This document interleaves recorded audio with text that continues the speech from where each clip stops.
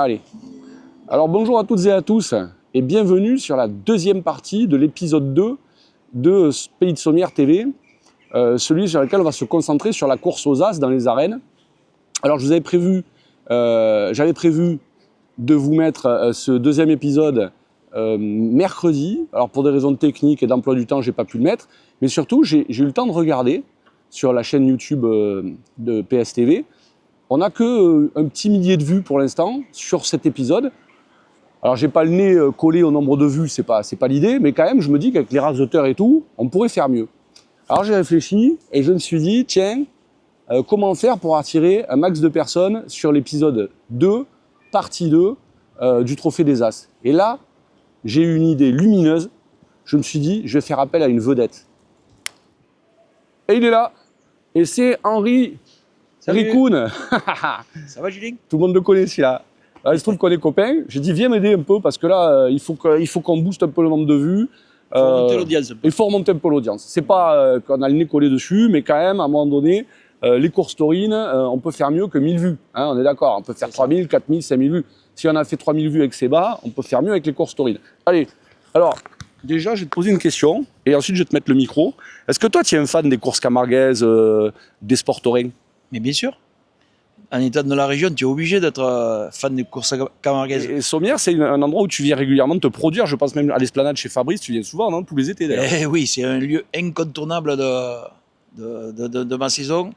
Chez Fabrice, le dimanche à midi. Ouais. Je vais vous chanter la chanson de la vache camarguaise, celle qui saute les barrières et qui fait monter les enchères.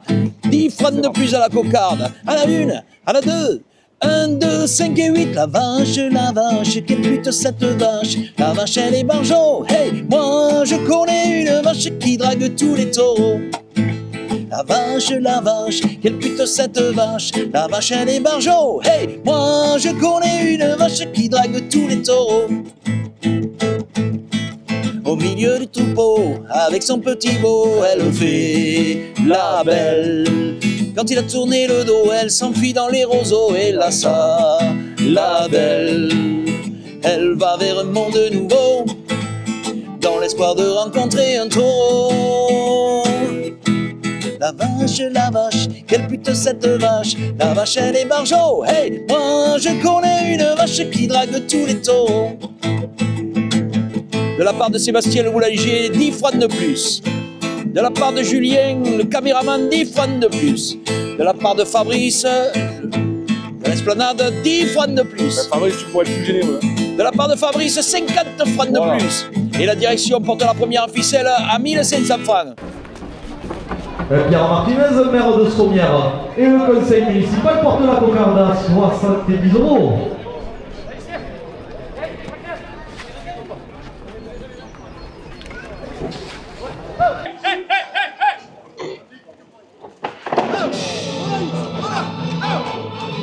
Il y a le truc rouge encore. Et comme ça, là, on est un peu avancé et on voit mieux le spectacle. Alors, monsieur le maire, vous êtes là pour les taureaux?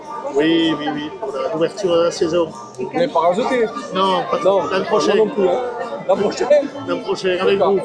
Oui, ça se passe bien. Sommières est une place forte. Les arènes sont belles, sont à l'ombre. Et puis, elles sont aussi pilotées par des clubs taurins qui font le boulot et qui savent animer la ville pour le plaisir de toute la population. En plus, Martinez, ça a une petite connotation espagnole. Peut-être que vous avez une sensibilité particulière à ça, non? Oui, alors après, aux cultures taurines, oui. Moi, je suis espagnol, comme vous le dites, et de Béziers, donc où il y a une culture tauromachique forte de corrida espagnole. Mais je goûte beaucoup la course camarguaise parce que elle est autre chose que la corrida. On peut aimer la course camarguaise sans apprécier la corrida parce qu'elle est ludique, parce qu'elle demande aux hommes du courage et de l'abnégation, et puis elle permet derrière toute une économie sur les espaces agricoles, le maintien des espaces verts, l'entretien des paysages. C'est une culture chez nous civilisationnelle. comme disaient certains Espagnols, hein, qui disent c'est la corrida sin muerte. Oui, c'est ça. Oui, c'est ça le même décorum aussi. C'est un rapport physique peut-être plus brut que la corrida, aussi. plus populaire, bien sûr, oui, parce que ça se décline aussi lors des manifestations de rue et il n'est pas besoin d'être très grand connaisseur de la course camarguaise pour s'y régaler.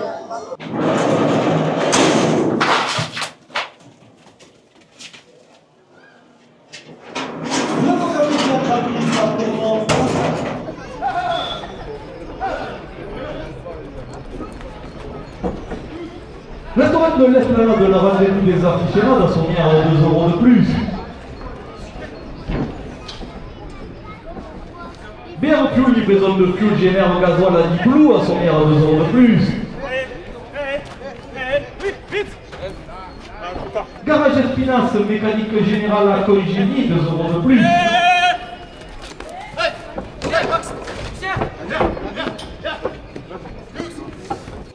C'est nous qui va y Garage Espinasse, mécanique générale à Congénie, 2 € de plus. La cocarde, 76 € pour le raseteur Jérémy Siakini. C'est pas grave.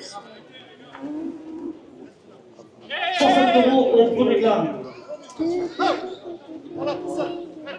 Pompe funèbre Camarguez à Saint-Dionisy, 2 € de plus. Premier gamme à 62 €. Et Crespon Estève, boulangerie artisanale, Zach Cave Cop à Sommières porte la première ficelle à 90 €. Steph et Morgane chez Paulette, primeur et fromager à Congénie, 2 € de plus. Ivan Salinas, coiffure mixte Calvisson Saint-Dionisy Congénie, 2 € de plus. Atelier Patine du Sud, rue Régordane à Sommières, 2 € de plus. Merci, monsieur. Cédric Maïkes, artisan peintre intérieur-extérieur à Salinel, 2 € de plus. Chalanchi, pompe funèbre Zach de l'Armée à Sommières, 2 € de plus. Comme pour Sommières et son pays, porte la cocarde à 90 €. Pays pour la Provence. Et le trophée doré porte la cocarde à 90 €. Putain, j'ai noté qu'ils sont vachement sponsorisés par les pompes funèbres, je sais pas si c'est normal. En fait, la course camarguaise, ça dépend d'une fédération sportive, la Fédération française de course camarguaise, qui a un règlement qui régit des règles, les points qui vont être gagnés et les différentes catégories. Là, aujourd'hui, vous voyez le plus haut niveau de course camarguaise qu'on appelle les As. En dessous des As, vous avez l'Avenir. En dessous de l'Avenir, vous avez la Ligue. Et après, en dessous de la Ligue, vous avez ce qu'on appelle les écoles taurines. La seule différence qu'il y a entre les écoles taurines et les autres niveaux, c'est que lors des écoles taurines, les taureaux vont avoir des protections sur leurs cornes. Ça permet de ne pas blesser les jeunes parce que souvent ils sont mineurs, ils ont moins de 18 ans. On va éviter directement de les mettre en danger. Donc là, c'est le plus haut niveau que vous voyez, d'accord? Comme vous pouvez voir, il y a deux groupes de raseteurs parce qu'il y a des droitiers et des gauchers. Voilà, donc ça dépend de la main dominante. Et alors le but, ça va être d'enlever ce qu'on appelle les attributs sur la tête du taureau. Vous avez trois sortes d'attributs. La cocarde, les glands et les ficelles. La cocarde, alors là, elle a dû être enlevée. Ah non, elle n'a pas encore été enlevée. C'est un petit ruban rouge, mais il faut savoir que la cocarde, elle n'a pas toujours été rouge. Ça fait des siècles qu'on fait des courses camarguaises.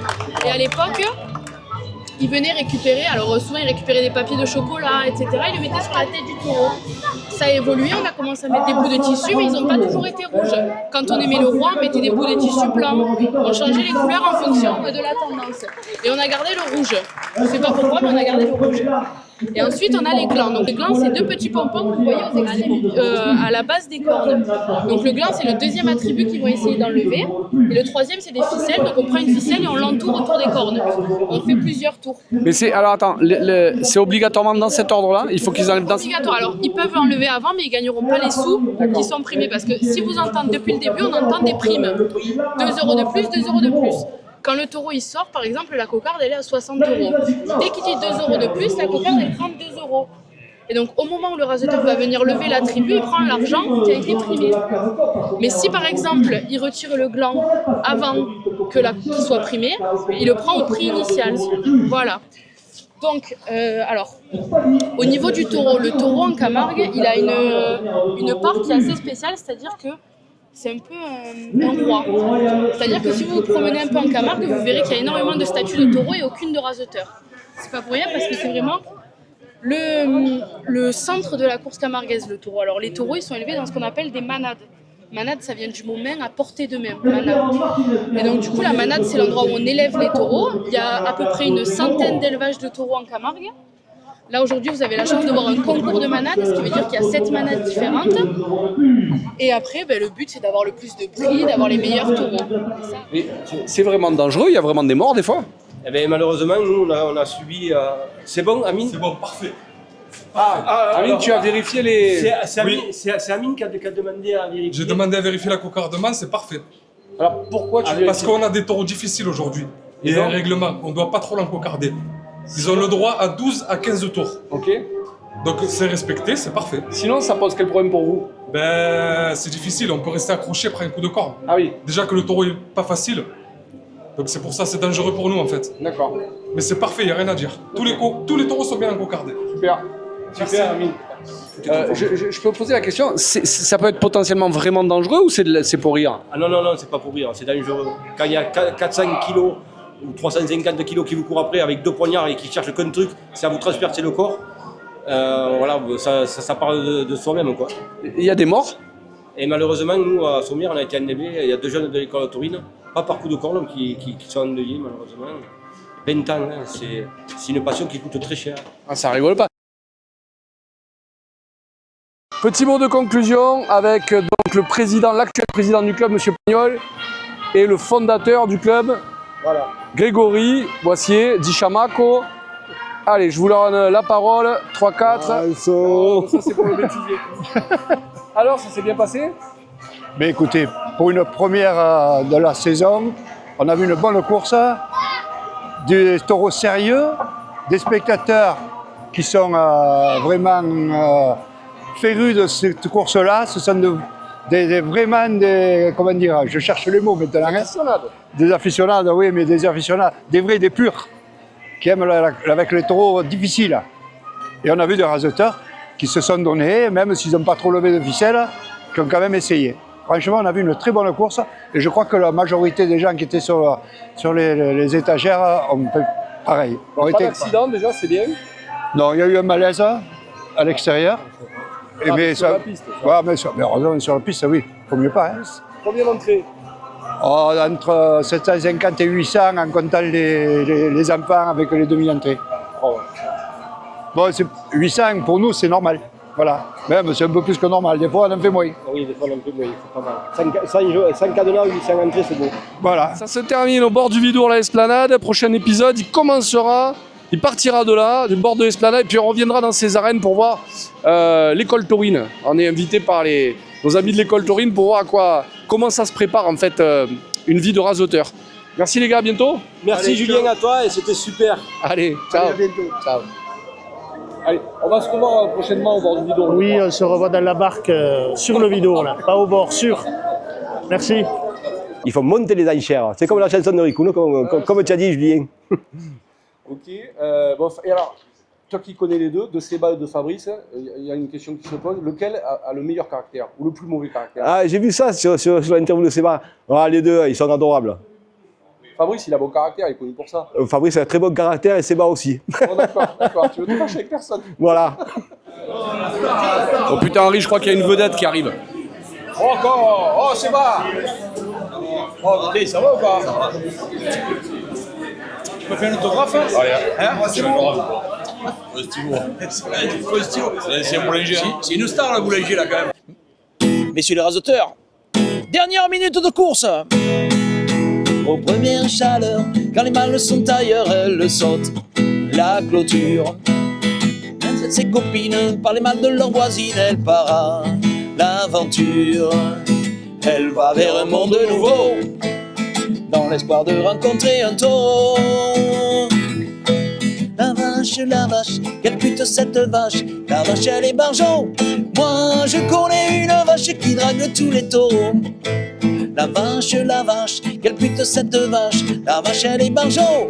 Moi, je connais une vache qui drague tous les taureaux. Pas que c'est la chanson. Moi, je connais une vache qui drague tous les taureaux. Moi, je connais une vache qui drague tous les taureaux.